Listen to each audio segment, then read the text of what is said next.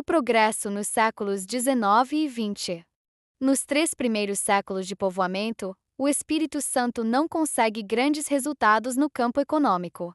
Durante o ciclo da cana-de-açúcar, séculos 16 e 17, tem uma produção muito pequena, além de não ser considerada uma capitania bem-sucedida, como São Vicente e Pernambuco. Já no ciclo da mineração, basicamente no século XVIII, as coisas ainda são piores, pois, como já vimos, o Espírito Santo torna-se uma região protetora da zona mineradora. As coisas só mudariam a partir do século XIX, quando os administradores do Espírito Santo passassem a se preocupar com o desenvolvimento local. Presidente Silva Pontes e o Alto de 1800. O governador Antônio Pires da Silva Pontes foi nomeado em 1798, no entanto só toma posse em 1800. Até o início do século XX o cargo de governador tinha o nome de presidente de província. Nestes 2 anos que antecedem a sua posse, estudou toda a história do Espírito Santo, seus aspectos econômicos, políticos e sociais. Empossado, mesmo sendo subalterno ao governador da Bahia, tomou providências para mudar a política de isolamento que vigorou no Espírito Santo por todo o século XVIII. O primeiro grande passo foi a assinatura de um acordo com Minas Gerais para demarcar os limites territoriais com o Espírito Santo. Este acordo ficou conhecido como Alto de 1800, que, em suma, impediu a expansão de Minas Gerais rumo ao mar e preservou o território do Espírito Santo, sendo marco de uma nova política de valorização, contrária à política de isolamento até então vigente. A grande meta de Silva Pontes era integrar o Espírito Santo às demais regiões. Ele tinha o intuito de intensificar o povoamento da região norte utilizando-se da grande mão de obra disponível na região mineradora após a queda do ciclo da mineração. A região norte também seria a zona de integração do Espírito Santo com Minas Gerais, através do Rio Doce, geograficamente a saída natural da província de Minas Gerais para o mar e uma ligação de Minas com Lisboa. No entanto, o sonho de Silva Pontes não se realizou, pois o Rio Doce não era plenamente navegável e as obras para tornarem isto possível eram muito caras. A saída de integração seria voltada para a terra. Administração de Francisco Alberto Rubim. Francisco Alberto Rubim governou o Espírito Santo de 1813 a 1819. Recebeu o governo de Albuquerque Tovar, sucessor de Silva Pontes. Rubim é reconhecido pelo incentivo à produção de café, trigo, linho, cana e algodão, além de fundar a Santa Casa de Misericórdia e elevar Itapemirim à categoria de vila. No entanto, o seu maior feito foi a construção da primeira estrada ligando o Espírito Santo a Minas Gerais. Esta estrada começou a ser construída em 1814 e só terminou em 1820, com auxílio de D. João, rei de Portugal, que residia no Brasil devido à fuga de conflitos com Napoleão Bonaparte na Europa. Cada vez mais, os interesses locais podiam ser consolidados e um fato que marca o caminho político e econômico do Espírito Santo é o desligamento da tutela da Bahia em 1810, ou seja, os administradores capixabas passavam a ter mais autonomia, mas a influência baiana ainda marcaria a administração do Espírito Santo até a independência em 1822. Esta primeira estrada obedecia a um trajeto parecido com o da atual BR-262, que liga Vitória a Belo Horizonte. Saía de Itacibá, em Cariacica, e ia até Vila Rica, atual Ouro Preto. A cada 3 léguas foram montados postos militares para dar proteção aos viajantes e comerciantes dos ataques dos índios botocudos, inúmeros na região. Apesar dos esforços de Rubim, a primeira estrada não integrou o Espírito Santo no quadro econômico da região sudeste, devido às rotas comerciais já estarem bem estabelecidas naquele momento entre as cidades mais importantes. 10 anos após o término da estrada, as guarnições militares são retiradas e a receita da estrada não cobria os gastos com as tropas, deixando os viajantes entregues à própria sorte. Vale ressaltar neste período a presença de 2 estrangeiros de grande importância na província do Espírito Santo: o príncipe Maximiliano, que esteve aqui em 1816 acompanhado de uma comitiva de botânicos e desenhistas, e o cientista Saint-Hilaire, que documentou a fauna e flora do Espírito Santo, ainda na administração de Francisco Alberto Rubim. Domingos José Martins, o herói nacional. Domingos José Martins nasceu em Itapemirim. Estudou na Bahia e aprimorou-se na Europa.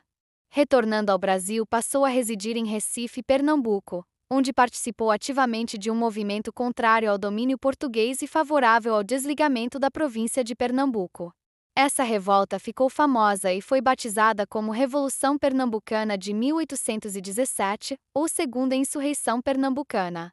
Apesar da participação de inúmeros setores da sociedade pernambucana, a revolta é abafada por Dom João e os líderes são condenados à morte.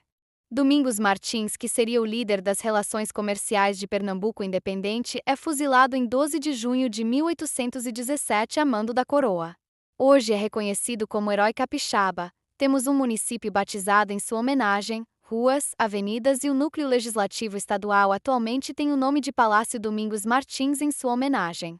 A família Martins ainda participou da Confederação do Equador em 1824, mais um movimento de oposição ao governo central. Turismo. O Espírito Santo possui um fortíssimo potencial turístico e a prova mais concreta é a nossa diversidade geográfica e cultural. Quanto à diversidade geográfica, contamos com um litoral belíssimo, montanhas no interior e até mesmo dunas ao norte. A grande diversidade de parques e reservas garante ambientes agradáveis e valoriza novas práticas como a do agroecoturismo. Quanto à diversidade cultural, a imigração, principalmente alemã e italiana, a herança indígena e negra fazem do Espírito Santo um verdadeiro caldeirão cultural atendendo a todos os gostos. O Espírito Santo na fase imperial. As disputas pelo poder e influência política ocorriam das mais variadas formas após a chegada da corte portuguesa ao Brasil. Ainda na regência de Dom Pedro, de 1821 a 1822, integrantes do Partido Brasileiro e do Partido Português foram protagonistas de uma luta pelo poder, que, segundo o historiador Gabriel Bittencourt, consistia na prática em uma luta pelo Palácio Anchieta. Um exemplo desse conflito se deu quando Dom Pedro, enquanto regente, substituiu os administradores portugueses por uma junta de brasileiros. Tal ação provocou uma reação dos portugueses que quase culminou em golpe. Apesar das rivalidades internas no Espírito Santo, Dom Pedro I não enfrentou nenhuma resistência após proclamada a independência. Todas as câmaras municipais acataram as decisões do imperador. Um fato marcante ocorrido no Espírito Santo nesse período foi a reintegração do norte da província, que desde o ciclo da mineração estava sob o domínio da Bahia. Os baianos se aproveitaram da fragilidade da capitania do Espírito Santo durante a fase da mineração e incorporaram a vila de São Mateus, desde 1764, próspera na produção de farinha de mandioca. Logo após a proclamação, o governo provincial do Espírito Santo enviou uma milícia para ocupar São Mateus e levar a notícia da proclamação da independência, reintegrando o município ao Espírito Santo. Este fato é especialmente marcante porque durante o primeiro reinado, por volta de 1826, a farinha já superava a exportação de açúcar na capitania. Surgia também um novo e promissor mercado, era o café. Este produto mudaria toda a estrutura social, econômica e política no Estado 18. Já no período conhecido como Regência 1831 a 1840, os principais grupos políticos capixabas eram os caramurus conservadores e os peroás liberais. As designações fazem referência a dois tipos de peixes, sendo que os caramurus são raros, maiores e de sabor mais apurado, consumidos geralmente pelos mais ricos. Os peroás, por sua vez, são mais comuns e menores, portanto, mais populares. Vale ressaltar que a política era fundamentada no voto censitário baseado na renda, e, portanto, todos os integrantes dos grupos políticos citados eram abastados. Ainda durante a fase imperial, o Espírito Santo contou com a visita ilustre do imperador Dom Pedro II e Dona Teresa Cristina, que desembarcaram do navio APA, comandado por Joaquim Marques Lisboa, o futuro Marquês de Tamandaré, na Baía de Vitória em 26 de janeiro de 1860. Durante sua estadia, Dom Pedro visitou a Serra, Nova Almeida, Santa Cruz, Linhares, Santa Leopoldina, Santa Isabel, Itapemirim, Guarapari, Benevente e Rio Novo, dando atenção especial às colônias de imigrantes, que eram de seu maior interesse.